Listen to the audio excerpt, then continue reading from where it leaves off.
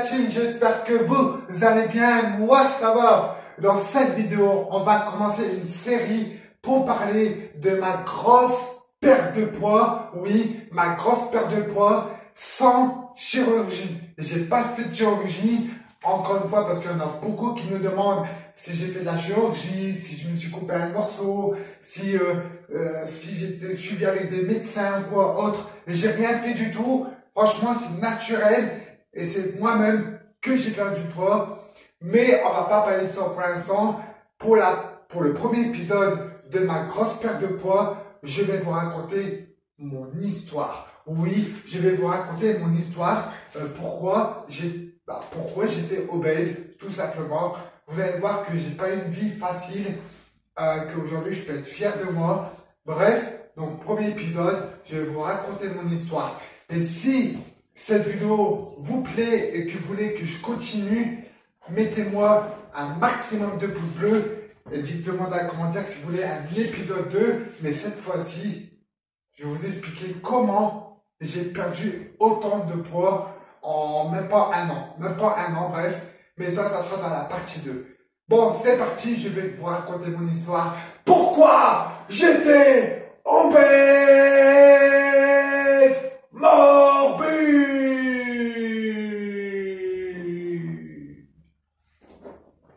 Il n'y a personne.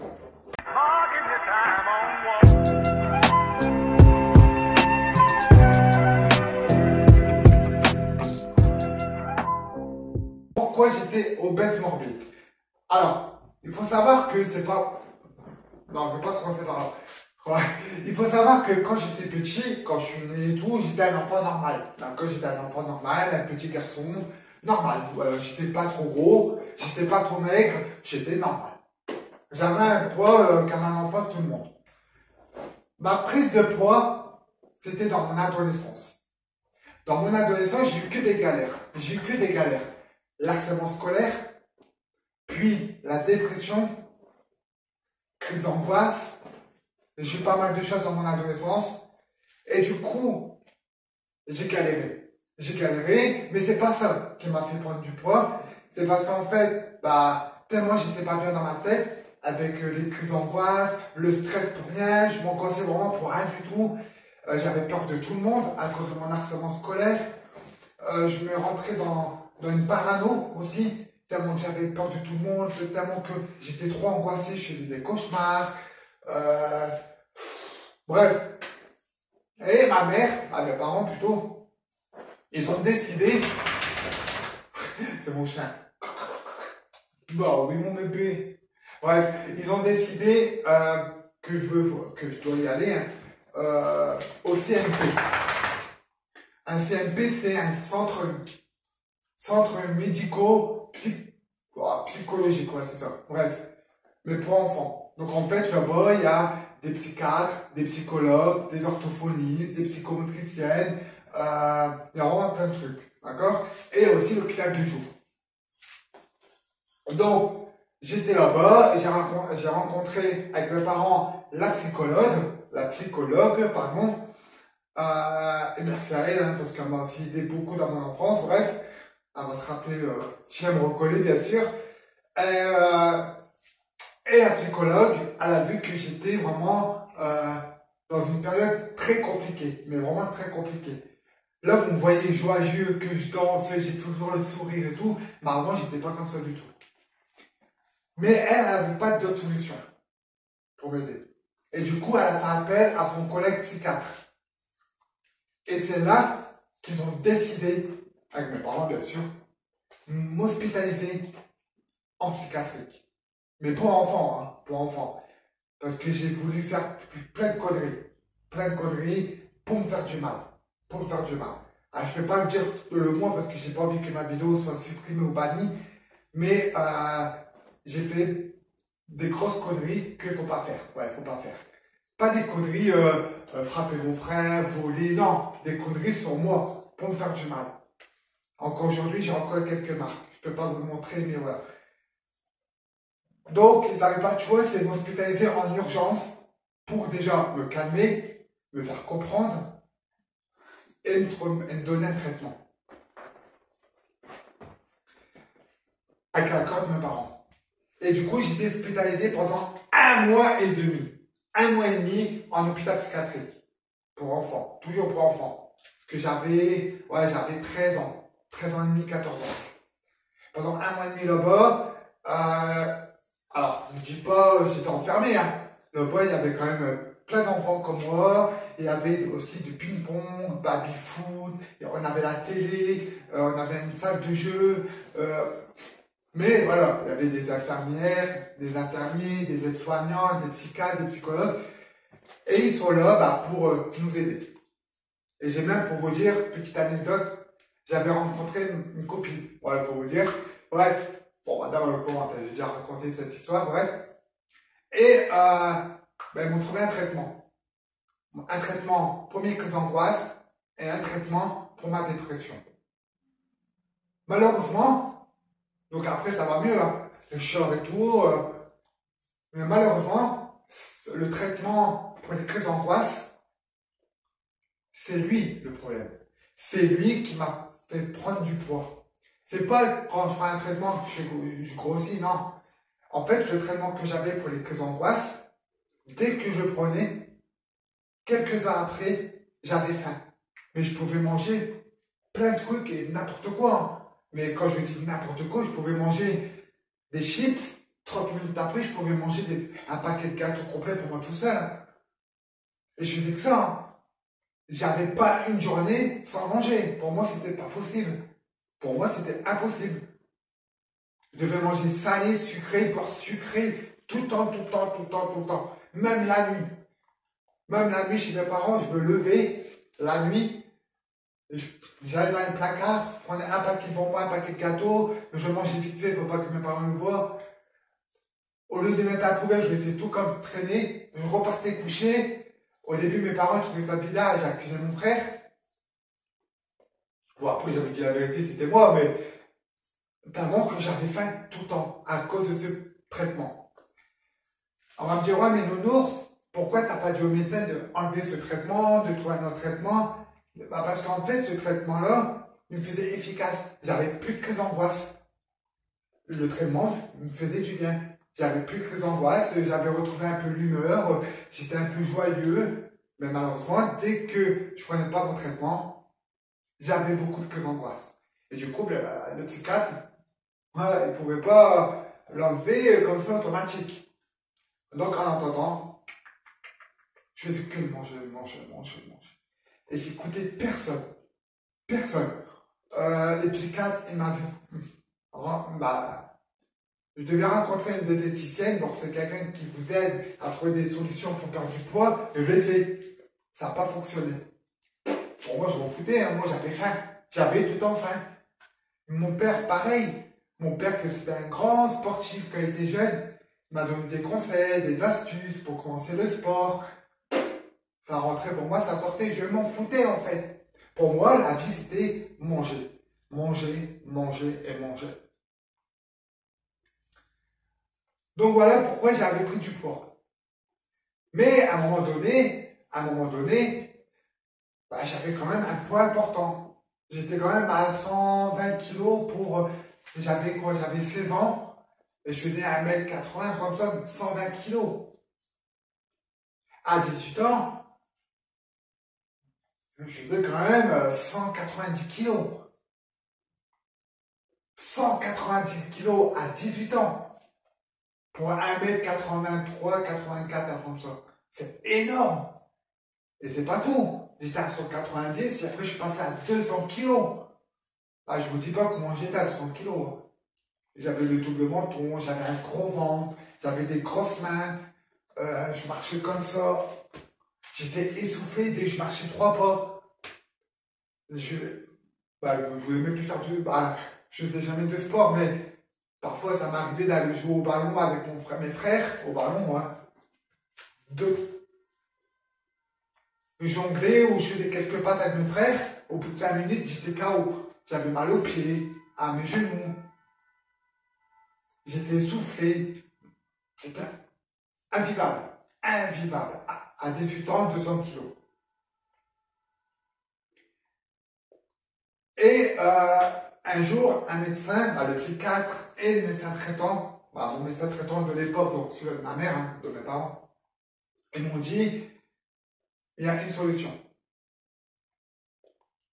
Tu te fais opérer pour perdre du poids, ou sinon tu vas mourir. Parce qu'ils m'ont déclaré, j'étais reconnu plutôt obèse, morbide. Ça veut dire que je pouvais mourir à n'importe quel moment à cause de mon poids, à 18 ans. Ou alors je me fais opérer pour essayer de perdre quelques kilos pour éviter la mort. Mais moi, je suis contre la chirurgie. J'ai refusé. J'ai dit au médecin, vous savez, je meurs, je meurs. Un, ça va être à cause de mon poids. Deux, ça va être à cause de vous, les médecins. Parce que vous m'avez donné un traitement pour des crises d'angoisse qui me fait prendre, qui me donne plus envie de manger et vous ne voulez pas l'arrêter.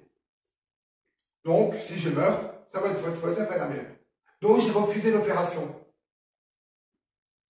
Alors, aujourd'hui, on va me dire, mais nounours, est-ce que tu as encore ce traitement? Ah non, j'ai plus du tout de traitement. Là, c'est plus rien. J'ai plus de traitement pour les crises d'angoisse et j'ai plus de traitement pour la dépression. J'ai juste un traitement, mais ça, c'est pas. Voilà, c'est un traitement pour mes crises de migraine, mais il ne fait pas grossir, il ne fait rien. C'est, voilà, je prends un goût, je suis un peu fatigué, c'est un peu. Voilà, ça va mieux, mais j'ai plus de traitement qui fait grossir. Voilà. Pourquoi? Parce qu'à un moment donné, alors, je ne sais plus, j'avais à quel âge, j'avais peut-être 25 ans, comme ça. J'étais toujours obèse et voilà, impossible de perdre du poids. À un moment donné, je me suis dit, ok, le médecin ne veut pas enlever mon traitement, il n'y a pas de souci. J'ai pris mes traitements, j'ai ouvert la poubelle, j'ai claqué dans la poubelle et basta. Le risque que c'était que je refais une grosse crise d'angoisse ou une grosse crise de dépression et je repars à l'hôpital. Mais pour moi, c'était un challenge. Je mets tout à la poubelle, je me lève et je perds du poids. Ah, c'était dur au début. C'était très dur. Mais je l'ai fait. Je l'ai fait. Je ne peux pas vous en dire plus que ce que j'ai fait pour perdre autant de poids. Ça va être dans la partie 2. Mais c'était ça le clic. C'est je mets tout à la poubelle. Pouf.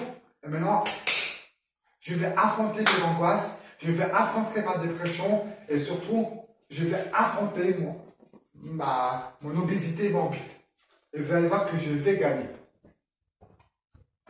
Après, j'ai rencontré mon épouse.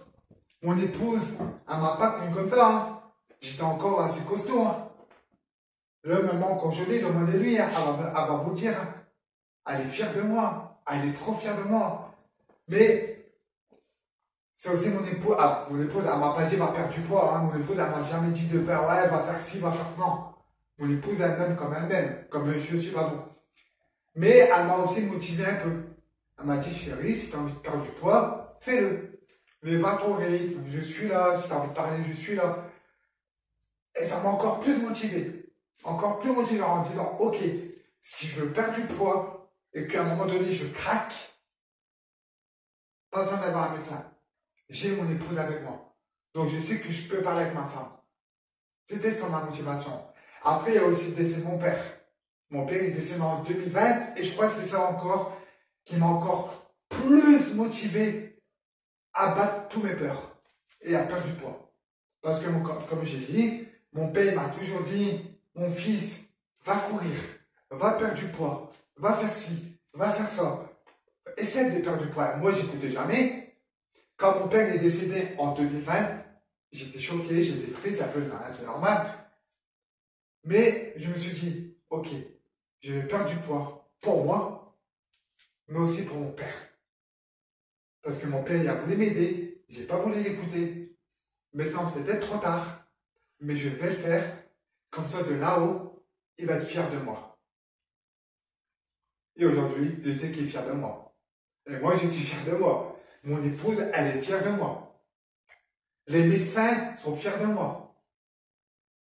Là-bas, comme je vis, je vis plus avec mes parents, je vis avec mon épouse, notre fils. Donc, j'ai un médecin traitant. Un autre médecin traitant, c'est plus le médecin traitant de l'époque, c'est un autre. Même lui, quand j'ai raconté mon histoire, il m'a dit bravo, bravo monsieur. Sans chirurgie, c'est waouh. Faut le faire. Hein. Et je vous jure la team, sans chirurgie esthétique. Je le répète et je le répète. Parce qu'il y en a plein qui me disent que je suis un menteur. Oh, punaise, j'ai pas de cicatrices et tout. Hein. J'ai rien, moi. J'ai rien. Là, parce que madame elle est pas là, mais si vous voulez, elle vous le dit en caméra. J'ai pas de cicatrices sur moi. La seule opération que j'ai fait au niveau du ventre, c'est l'appendicite. Et encore, l'appendicite, je crois que c'est même pas là, c'est de ce côté. Et une hernie ombilicale. Pourquoi? Encore, parce que l'hernie ombilicale, c'était à cause de mon poids obèse morbide. Alors j'ai attrapé une petite boule de graisse au niveau du nombril. Ah bah, je vous le montre en caméra, hein, vous allez voir. J'avais... Attendez. Regardez mon ventre. C'est incroyable, bref. J'avais une boule ici qui a pris une petite boule de graisse qui a gonflé. Et si je ne me ferais pas opérer, elle pouvait exploser. Et là, c'est un gros risque. Du coup, j'ai dû me faire opérer de cette hernie ombilicale. Donc en fait, ils ont enlevé l'hernie et ils m'ont mis un filet dans le ventre, une plaque. Faut pas qu'il y ait encore des hernies. Mais c'est pas ça qui m'a fait perdre du poids. Hein. C'est pas l'attaque.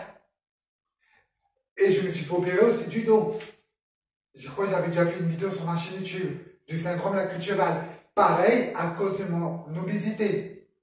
Tous les vertèbres au niveau du dos, à cause de mon poids, se sont écrasés. Et tous mes vertèbres, bah, plutôt en bas du dos, mes nerfs ont été écrasés à cause de mon poids. Mais j'ai pas fait de chirurgie d'estomac ou je sais pas quoi. Alors, et encore, je suis contre ça. Pour vous dire, mon épouse, une fois, m'avait dit, hein, ouais, chérie, quand elle est un peu costaud, si je me fais opérer pour perdre du poids, tu fais quoi? Ben, je lui ai dit, tu fais ce que tu veux, c'est ton corps. Par contre, moi, je suis pas rassurant et je suis contre. Tout simplement. Après, chacun fait ce qu'il veut. Mais moi, je sais très bien, j'ai perdu du poids sans chirurgie esthétique. Bref, la team, voilà, je vous ai raconté un petit peu mon histoire. Là, dans la partie 2, donc prochainement, dans la partie 2, je vais vous donner tous mes, comment vous dire, bah, comment j'ai fait. Tous mes exercices de sport, qu'est-ce que j'ai arrêté, qu'est-ce que je continue, voilà. Tout. Comme ça, si vous aussi voulez perdre du poids, comme moi, vous allez avoir tous mes conseils, toutes mes astuces, et franchement, vous allez voir. Bien sûr, il faut de la motivation, tout simplement. Voilà la team, j'espère que cette vidéo vous a plu. N'oubliez pas de mettre des petits pouces bleus. Et dites-le moi dans les commentaires si vous voulez la partie 2. Oui, s'il n'y a pas de commentaires, il n'y a pas de partie 2. Et donc, arrêtez de me demander de faire des vidéos sur ma perte de poids. Pas de commentaires, pas de partie 2, tout simplement. Bref, à très bientôt. Encore une fois, sans chirurgie. Yeah!